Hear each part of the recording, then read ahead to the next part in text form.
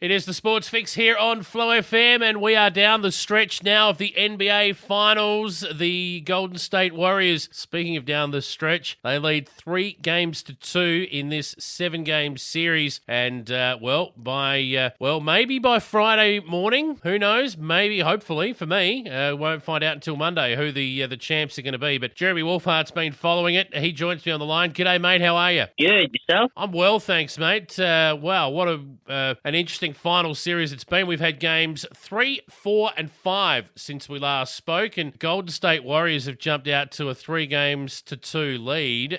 Down the stretch in games 4 and 5, when it was up for grabs, when it was tight, it was close. In the fourth quarter of both games, it was the Warriors who kicked away late, and that's been the difference in the series to this point. Yeah, and I think we can really point to Game 4 as the real momentum shift. We did talk about last week that Boston really needed to defend home court, and mission accomplished with Game 3. It was a pretty good victory, but they could not finish the job in Game 4, and that just left that door open ajar with the Warriors enjoying the home court advantage in this final. So they defended their court in Game 5. That's what they needed to do, and they did it. And the Celtics, they're just might be a little bit worried. They actually did a very good job in shutting down Steph Curry in Game 5, and they just could not take advantage. And that, I think, is really going to concern them going into Game 6, because really, how much can you bet on Steph Curry having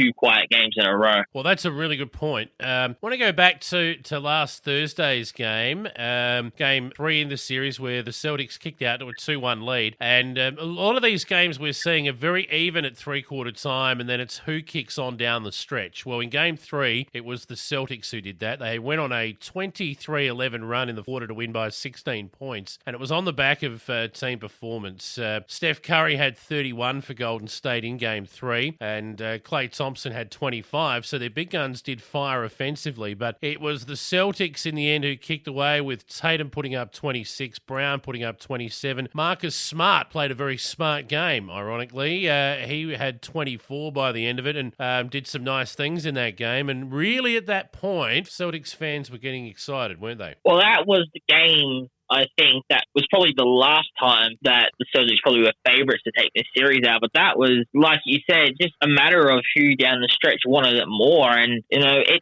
really helps when everyone steps up. I mean, I know that's a very obvious thing to say, but even when you look at those that didn't score, Robert Williams had 10 rebounds. We saw that Al Horford had 8 rebounds and 6 assists. He played a very pivotal role despite not lighting up the score sheet. And those are the types of games Boston tends to win, when they can get everyone on the court just contributing. And I think that's what they really lacked down the track in games 4 and 5. But it's just a matter of, can they find that winning combination again in Game 6? You tie it up, you get to Game 7.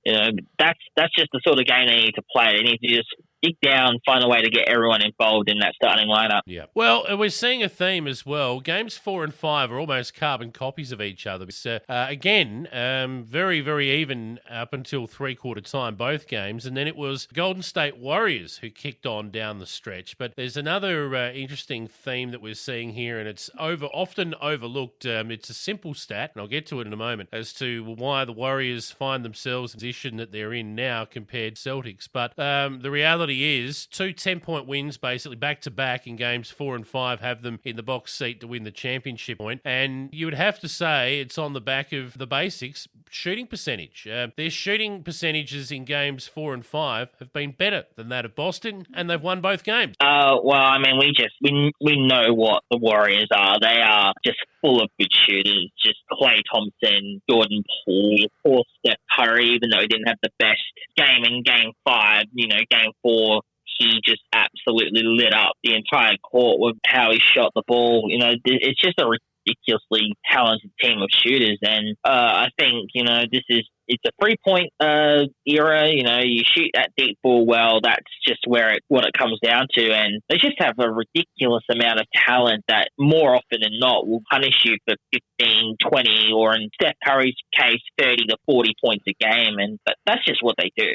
That's just what Golden State are. That's why they're in the finals. And teams like Phoenix and Memphis are not in the West. They just shoot the ball well, and they've got players that aren't fazed by the big occasion because they've been there before. And it's always a tough call when Golden State are running hot. It's just a matter of if you can match them. Defensively, they've been good in this series, the Warriors, but in Game 5, they beat Boston at their own game. Boston only got 10 points off of their bench in Game 5. Well, Jordan Poole had 14 himself in 14 minutes. Didn't do anything else. He didn't help out in any of the other columns, but when he got the ball in his hands and it was time to shoot, he landed them more often than not. And when you've got 14 points coming out of a bloke who's played just a quarter of an hour, you're going to win more often than not. It gives a chance for your frontliners to have a breath. Have a breather, and at the same time not lose any momentum offensively, and that's always key in the playoff. Yeah, I mean that's the stat that says it all right there. You're just not going to win games 10 points off the bench, not in the finals. That's